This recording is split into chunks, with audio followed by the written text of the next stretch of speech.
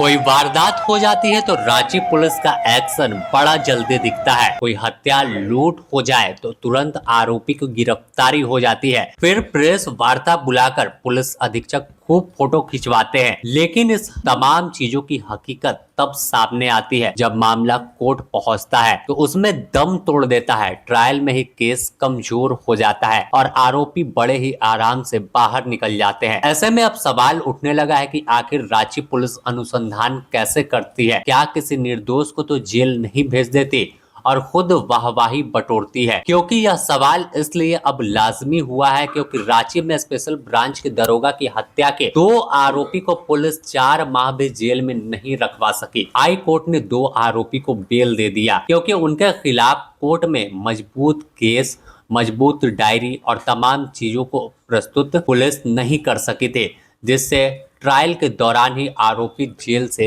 छूट गया। ऐसे में देखें तो रांची में कई वारदात होती है, पुलिस पर प्रेशर पड़ता है, इसके बाद वह एक्शन दिखाती है।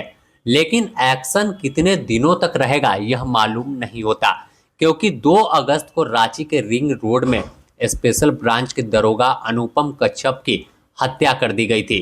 उन्हें 4 गोली सीने में मारी गई थी जिससे घटनास्थल पर ही मौत हो गई। घटना को करीब रात 1 से 2 बजे के बीच अंजाम दिया गया था। जब सुबह हुई तो खबर आग की तरह फैल गई। खुद डीजीपी से लेकर एसएसपी तक एक्शन में दिखे थे। डीजीपी ने तो सीधे सख्त लहजे में कह दिया था कि एक भाई की हत्या हुई है, आरोपी को बख्शेंगे नहीं। और एसएसपी भी बड़े ही रौब में और बड़े ही ताव में कहा था कि आरोपी सलाखों के पीछे होगा, जांच चल रही है। देखिए, हम लोग इसकी पूरी जांच करवा रहे हैं। कौन लोग इसमें इन्वॉल्व है पता लगाएंगे। हमारा अपना छोटा भाई मांझी, ठीक है, और इसमें जो भी लोग लिप्त है, संलिप्त है, उनको चिन्हित करेंगे, उन पर कार्रवाई करेंगे और पुलिस की वर्किंग को भी सुधारने का प्रयास करेंगे। अगर हमारे पुलिस अफसरों की ओर से कोई कमी है उसको भी हम लोग देखेंगे। और हमें तरह तरह की शिकायतें मिलती रहती है पुलिस के अफसर, और हम आज मैं अभी इसके बाद मीटिंग करके जा रहा हूँ राज्य के सभी पुलिस अधिकारियों के साथ, और मैं उनको एक तरह से वार्निंग दे रहा हूँ सभी को कि आप अपने काम को सुधारिए, वरना आप रांची में जिला में थाना में नहीं रहेंगे। आखिर में इस मामले में एसआईटी का गठन किया गया और घटना के करीब 3 माह बाद 4 नवंबर को 5 आरोपी को गिरफ्तार कर लिया गया, जिसके बाद पुलिस ने दावा किया, उसे सुनकर आप भी चौंक जाएंगे। वरीय पुलिस अधीक्षक के कार्यालय में फिर प्रेस वार्ता बुलाई गई।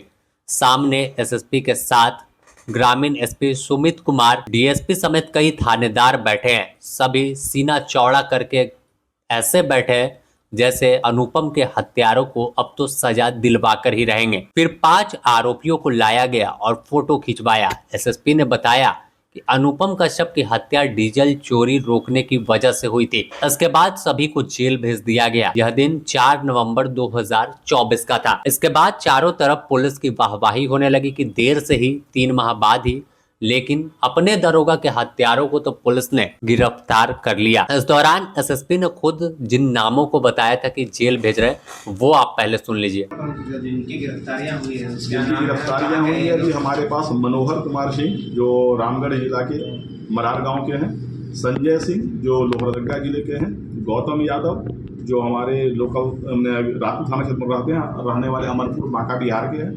एक सुग्रीव सिंह है जो लसलीगंज थाना का रहने वाला पलामू का है, और एक अभिषेक महतो जो रिसीवर है वो हमारे सुपुर हुक्कू कांके का रहने वाला है। इसके अतिरिक्त जो है एक व्यक्ति जो है पहले से जेल में है, राजेंद्र महतो पहले से जेल में है, और एक जो फरार है वो विनोद महतो है जिसे पकड़ना हमारी टीम लगी हुई है। हम लोग ने जो है हत्याकांड में जिन वेपन का उपयोग है उसमें से एक वेपन हमारे पास सीज्ड है, और वहाँ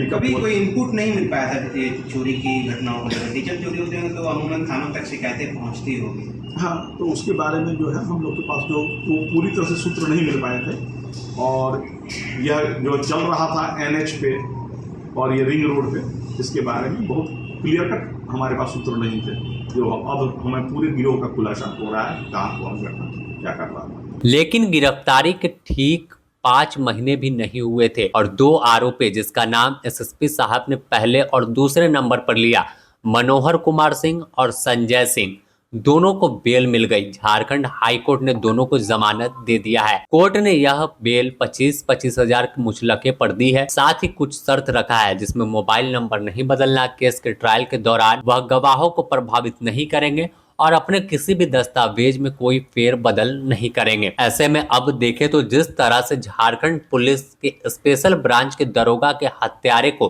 रांची पुलिस ज्यादा दिन जेल में नहीं रख सके, तो आप समझ सकते हैं कि आखिर बाकी बचो मामले का क्या होता होगा। गिरफ्तारियां खूब होती है, दावा किया जाता है कि कठोर सजा दिलाएंगे, लेकिन अंत में सब हवा हो जाता है। कोर्ट में ट्रायल के दौरान ही मामला दम तोड़ने लगता है। ऐसे में अब बड़ा सवाल है कि रांची पुलिस कर क्या रही है। क्या प्रेशर की वजह से किसी और को जेल भेज देती है या फिर साक्ष्य ही जुटाने में फेल होती है। तमाम टेक्निकल सेल भी इनके पास मौजूद है और पूरे झारखंड में सबसे ज्यादा हाईटेक रांची पुलिस है, क्योंकि तमाम तंत्र इनके साथ मौजूद रहता है। बावजूद इस तरह से केस दम तोड़ना सोचने वाली बात है कि पुलिस जब अपने दरोगा के हत्यारों को ज्यादा दिन तक अंदर नहीं रखवा सकी, तो बाकी लोगों का क्या होता होगा।